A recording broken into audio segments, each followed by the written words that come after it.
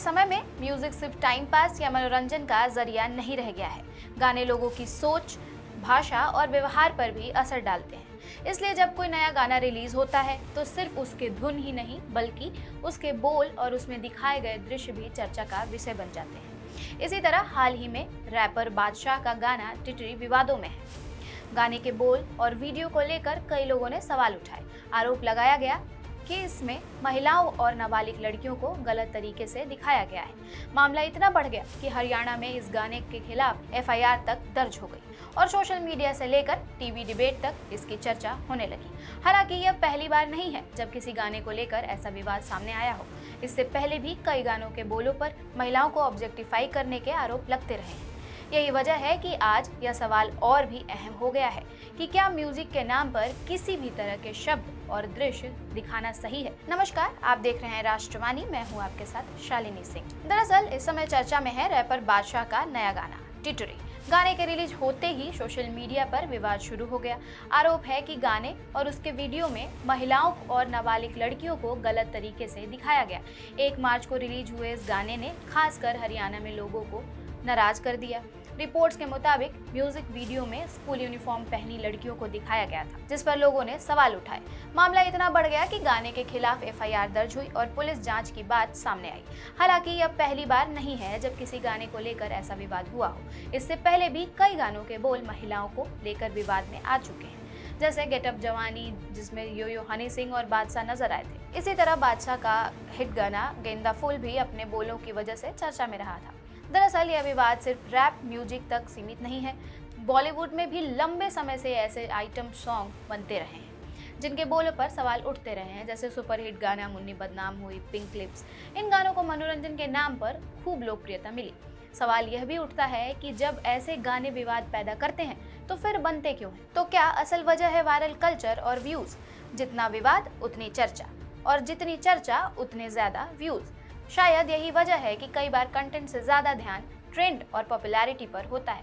कुछ विशेषज्ञ मानते हैं कि कई भारतीय रैपर्स वेस्टर्न हिप हॉप की नकल करते हुए उसकी बाहरी चीजें ही अपनाते हैं, जैसे आक्रामक भाषा, महिलाओं का सेक्सुअलाइजेशन और विवादित लाइनें। लेकिन असली हिप हॉप का मकसद अक्सर समाज की समस्याओं को उठाना और सच्चाई दिखाना होता है। विवाद बढ़ने के बाद अक्सर वही कहानी दोहराई जाती है। पहले सोशल मीडिया पर आलोचना, फिर कलाकार की माफी, और बादशाह ने भी माफी मांगी और क्या कहा, सुनिए। नमस्ते, मैं हूं बादशाह। मेरा नया गाना टिटरी रिलीज हुआ है और मैं देख रहा हूं कि उसके एक हिस्से में मेरे लिरिक्स और उसकी विजुअल रिप्रेजेंटेशन की वजह से जो मैसेज गया है उससे कई लोगों को, खासकर मेरे अपने हरियाणा के लोगों को, उनके सेंटिमेंट्स को ठेस पहुंची है। सबसे पहले मैं ये कहना चाहता हूं कि मैं खुद हरियाणा से हूं। जो लोग मुझे जानते हैं वो जानते हैं कि मेरी बोली, मेरे खान पान, मेरे रहन सहन, मेरी पहचान हरियाणा से है। मैं एक बहुत ही प्राउड हरियाणवी हूँ। मेरा कभी भी कोई ऐसा इरादा नहीं था, कोई ऐसा उद्देश्य नहीं था कि मैं हरियाणा के किसी बच्चे, किसी वुमन, किसी महिला के बारे में ऐसी बेहूदी बात करूँ। मैं हिप हॉप जॉनर से हूँ, जहाँ लिरिक्स अक्सर कंपटीशन को नीचा दिखाते हैं, अपने प्रतिद्वंदी को एक तरह से उनके लिए होते हैं। ये किसी भी औरत या बच्चे के लिए कभी नहीं था और ना मैं कभी ऐसा करूँगा। मैंने हमेशा कोशिश की है कि मैं हरियाणा के कल्चर को और बोली को जहाँ अपने साथ लेकर जा सकता हूँ, जितनी ऊंचाई पर लेकर जा सकता हूँ, लेकर जाऊँ।